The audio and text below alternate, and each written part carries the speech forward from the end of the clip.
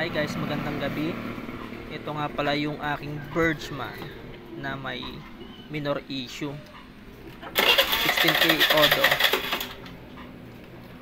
Anong isang araw pinagawa ko siya sa mekaniko sa bahay.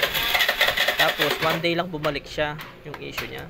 Kasi yung ginawa niya lang, nireset niya lang yung Facebook. Hindi ko na 6 times. Tapos nanood ako sa University of YouTube, di Facebook. Ayun, so kailangan palang i-cleaning. So ang ginawa ko, nag-cleaning ako ng throttle body niya. Ginamit ko gasolina lang kasi titipid. Bali wala akong alam sa makina. Sa totoo lang. Yan, bali tinuturo ko na dapat tandaan dyan yung mga bali ang actually diskarte is first out last in. Ganun. Tatandaan lang yung first out last in. Yan. Sa ano niyan, throttle niya. Throttle o throttle. Tapos yan sa ano ata yan sa check engine niya hindi ko din sure. Hindi ko sure. Yan sa air cleaner. Hindi ko alam yung mga tawag. Tapos ayan yung pinaka tinanggal ko na siya kasi. Yan yung pinaka ISC, tapos yung tinuturo ko na yon sa sensor din ata yun. Hindi ko din ganong alam talaga. Bali ano lang talaga. DIY ko lang talaga yan. Ayan, napakadumi yung yan yung hindi na tiningnan ng mekaniko kasi basta na-reset niya lang. Tapos nakita ko pagkalag ko, putol yan. Hindi ko kasi nakita nung pinakailaman ng mekaniko na putol pala yung O-ring bang tawag dyan. Yun, so ang ginawa ko, minaitiban ko na lang kaysa bumili pa ako. Pero nagtingin ako, wala dito sa amin. Mahirap siya maghanap. Naglino ko na lang. Yan. Bali may permanent solution na daw sa ganitong issue lalagyan ng interior yung bibilugin mo. Tapos ko nang gawin nung nakita ko yung mga ganong video. So bali since nagka-issue na siya nung isang araw lang, titingnan ko kung babalik. So pag bumalik, itatry ko yung ganong solution. So ayan napakadumi dumi ng niya, throttle body niya.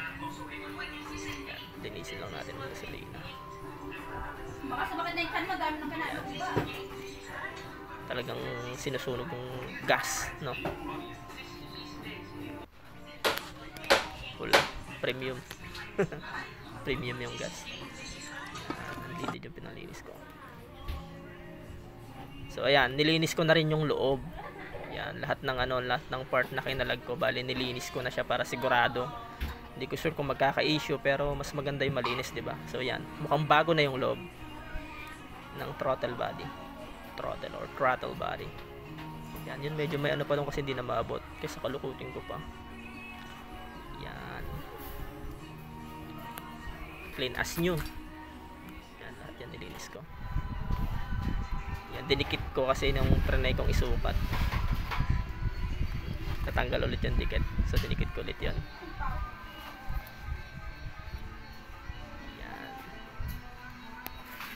Basta pag ganyan, reminder lang yan na nakasalpak yung Allen wrench sa baba. Meron kasing isa doon. Tapos yun yung para sa may holder ng throttle yan mismo. So yan, nire-remind ko lang din na kailangan ibalik yung dalawa bali yun na flag. Yun, may lock siya. Ganun siya kadaling tanggalin. Didinan mo lang.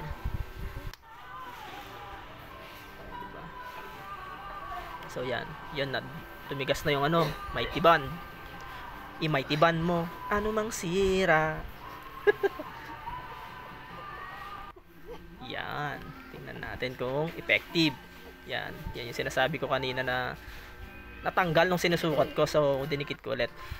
Susi mo lang. Na. I mean, hindi na matanggal. So yan. Patay mo na. Yan, humingi muna ako ng tulong kay Mrs. Pinaon ko para mag-rotate siya. Kailangan kasi yun. Okay. So bilang lang tayo ng sa napanood ko 8 daw 8 kalahati. Tapos so bali full rotation niya 4. Actually nagka-issue nung kinabit ko to.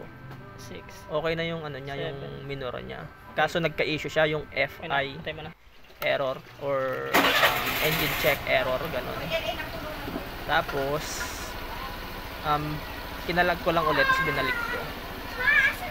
Tapos matagal bago nawala, pero naayos ko din naman. Tsaka ako nasabihin kung paano. So yun, nagka-FI issue nga siya kanina. Ang inisip ko, baka ako yung O-ring. Kasi nga, dinikit ko lang yun. Hindi ko sure kung dun siya nagka-issue o yung sa over-cleaning. Kasi nilinis kong mabuti yung halos buong labas ng throttle body niya ngayon. Lahat ng mga connector na tinanggal ko. Hindi ko din sure kung saan na. Kinabahan pa ako. Hindi ko lang siya na-video kasi nga, yun nga, medyo na-rattled ako. Tapos, ang ginawa ko, kinalag ko, tapos binalik ko. Tapos merong binalik ko siya, okay naman. Tapos, high yung minor niya. So, hindi ko na alam gagawin ko. Bali, tumatakbo siya ng 15 kahit naka-double stand lang siya. Ganun.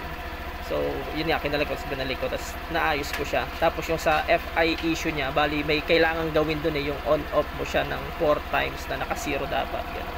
Share ko next time.